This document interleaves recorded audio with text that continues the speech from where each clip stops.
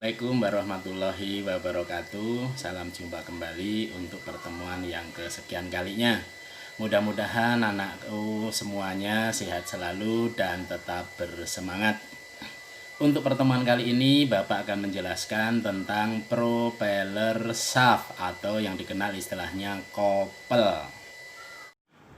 Pada pembelajaran propeller shaft ini, kompetensi dasar yang hendak kita capai adalah 3.4, yaitu menerapkan cara perawatan poros propeller, dan prakteknya adalah 4.4, yaitu merawat berkala poros propeller.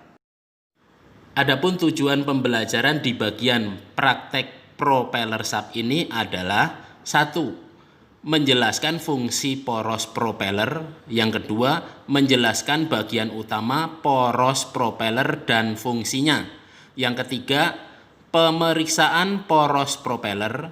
Yang keempat, membongkar dan mengganti komponen propeller shaft. Dan yang kelima, pemasangan propeller shaft pada kendaraan yang benar. Propeller shaft atau yang dikenal istilahnya kopel adalah bagian dari sistem pemindah tenaga yang menghubungkan antara transmisi dan diferensial. Inilah komponen propeller shaft yang sudah dilepas dari dudukannya. Ada beberapa komponen utama dari propeller shaft, antara lain: 1. Bagian yang menghubungkan dengan transmisi yang disebut slip joint, yang berfungsi untuk menjaga propeller shaft agar tidak jatuh atau patah akibat adanya perubahan panjang. Yang kedua yaitu bagian sambungan. Ada sambungannya yang berjumlah 2 atau 3 tergantung dari panjangnya kendaraan, yang disebut universal joint, yang berfungsi untuk menjaga propeller shaft agar tidak jatuh atau patah akibat adanya perubahan sudut. Yang ketiga yaitu balance wick atau bobot penyeimbang, yang berfungsi untuk menyeimbangkan putaran pada saat propeller shaft berputar. Yang keempat yaitu propeller shaft itu sendiri, yang berfungsi untuk menghubungkan tenaga putaran atau gerakan yang dihasilkan oleh transmisi ke diferensial atau ke roda. Dan beginilah cara kerja dari propeller shaft agar tetap meneruskan tenaga putaran atau gerakan yang dihasilkan oleh transmisi ke diferensial. Maka posisi roda tidak selalu stabil akibat permukaan jalan yang tidak rata, maka fungsi dari sambungan pada propeller shaft tersebut tetap bisa meneruskan putaran atau tenaga. Berikut adalah jenis propeller shaft atau tipe propeller shaft 2 joint atau 2 sambungan. Dan ini adalah tipe 3 sambungan atau 3 joint. Selanjutnya akan kami jelaskan cara melakukan pemeriksaan pada propeller shaft. 1. Pemeriksaan sambungan atau keausan bantalan. Coba perhatikan pada bagian gambar. Gambar anak panah menunjukkan cara melakukan pemeriksaannya. Ikutin seperti pada gambar dengan cara menekan kanan kiri atau didorong tarik. Apabila ada gerakan atau oblak atau koclak, berarti bagian sambungan tersebut mengalami keausan.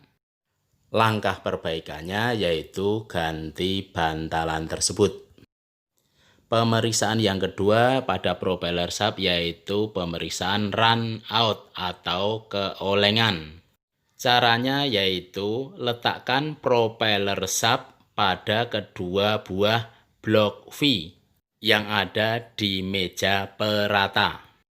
Selanjutnya, gunakan alat ukur dial indikator dengan menempatkan ujung dial tepat di tengah-tengah di antara kanan kiri pada propeller shaft. Sebelum propeller shaft diputar, kita tandai dengan menggunakan tip X atau cat. Saat propeller shaft diputar, lakukan dengan pemutaran pelan-pelan sambil membaca dial indikator menunjukkan ukuran maksimal dan minimal. Skala pada dial biasanya menunjukkan diperkecil 0,01 mm. Hasil pengukuran dari alat dial tersebut contohnya menunjukkan angka 55 yang berarti 0,55 mm. Dan angka terkecil menunjukkan 25, artinya 0,25 mm. Hasil pengukurannya dapat dihitung maksimal 0,55 mm dikurangi minimal 0,25 mm. Hasilnya adalah 0,30 mm. Karena pengukuran kebengkokan, maka hasil dari 0,30 mm tersebut dibagi dua, yaitu 0,15 mm.